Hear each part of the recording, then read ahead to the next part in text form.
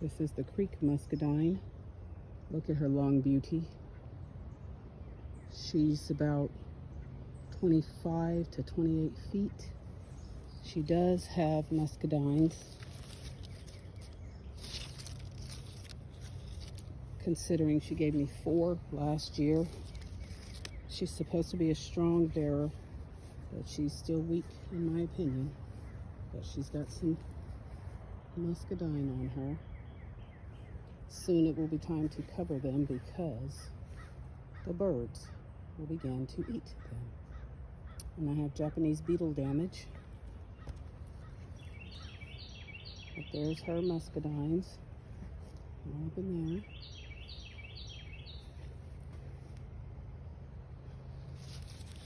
This has some good areas right there. Loving it. I do love it. Takes a long time to grow fruit on the vine. To get to this point, it's been 3 years, and she was already a 2-year-old vine.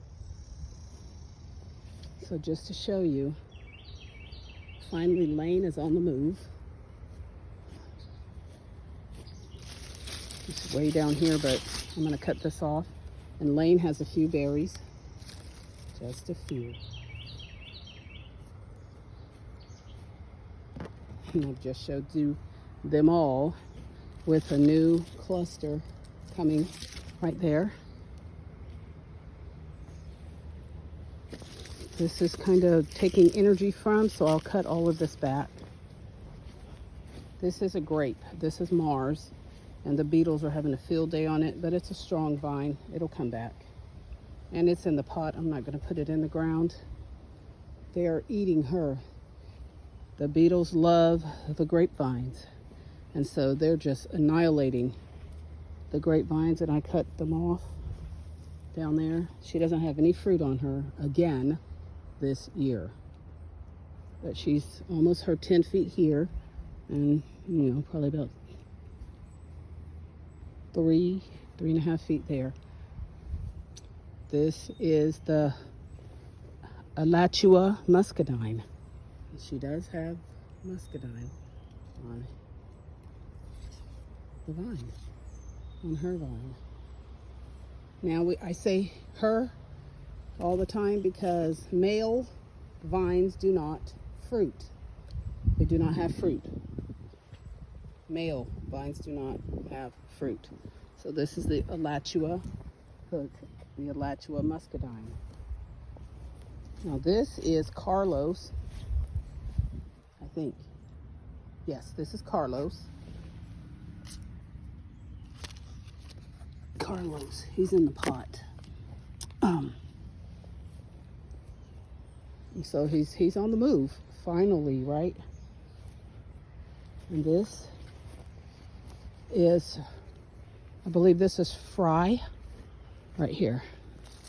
Fry's finally on the move, going down there. They need to be sprayed with copper spray because they've got this brown spot disease right now. And I believe they get it airborne from the wild muscadines because those wild ones have it every year.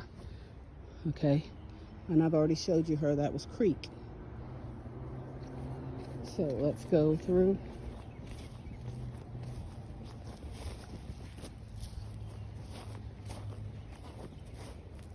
This is Jumbo in the pot. Jumbo's on the move, but the ants are looking for aphids.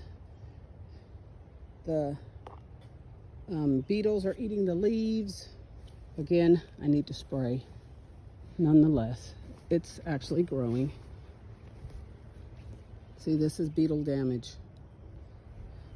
And this one is Nesbit. Tag is still there. Nesbit, this is the first year to have fruit on Nesbit. And there they are. The little bitty Nesbit. It's got a little bit of fruit.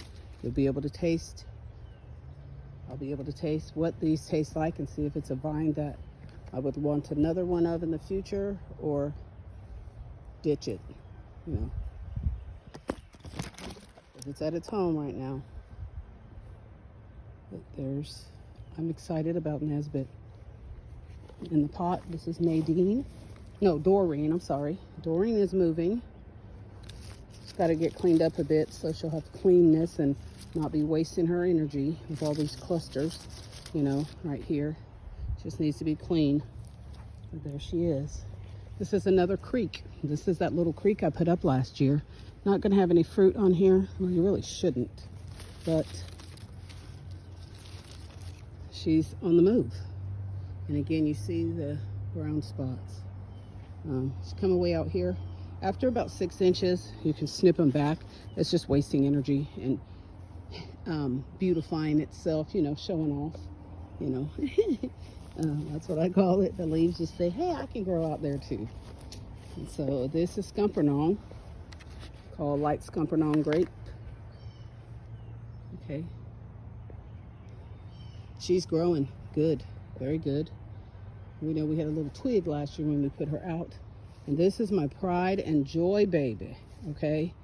And you'll see why. This, I call it a him, but again, all of them are female if they fruit, okay?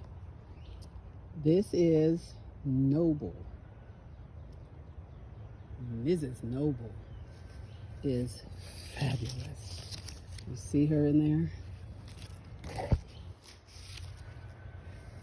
She had 2 little clusters last year, and I came out here to get them and they were gone. So the rabbits or the birds or the squirrels, see, got them last year. So they will get some netting, bird netting, to cover them from all little critters here within the next couple of months as they begin to enlarge and ripen, okay? I'm so excited for Noble. She's fabulous. This one down here, I always forget what this girl is, but you can see how much brown spot she has because she was the closest to the wild vine, because the wild vine was all the way over here up into here last year. And so, you know, these are the wild vines back here. I cut them way back, and you can see how they have the spots. And I think airborne, it goes into my other, my cultivars, which is what you call these. Okay, so she looks really bad to me. This is my Summit right here. Summit is looking good. She's looking real good. Real good. She had grapes on her last year. I don't see any this year because all of them were down there, and I cut that whole old trunk off. And so, but that's her. And then my other little pride and joy after this one, this is Triumph. And the bugs are getting her, and she's, I mean, look at that. This should be all leaves because I'm just letting her grow willy-nilly, and she done got lampooned, okay? And so I'll be coming out here. It's starting to get really hot, and I watered them this morning. And I watered them a couple days ago. But I'll be coming out here to do some work on them. Maintenance. My other little pride and joy is this one right here. I've waited for her for 3 years. And she's got fruit on her. This is Coward.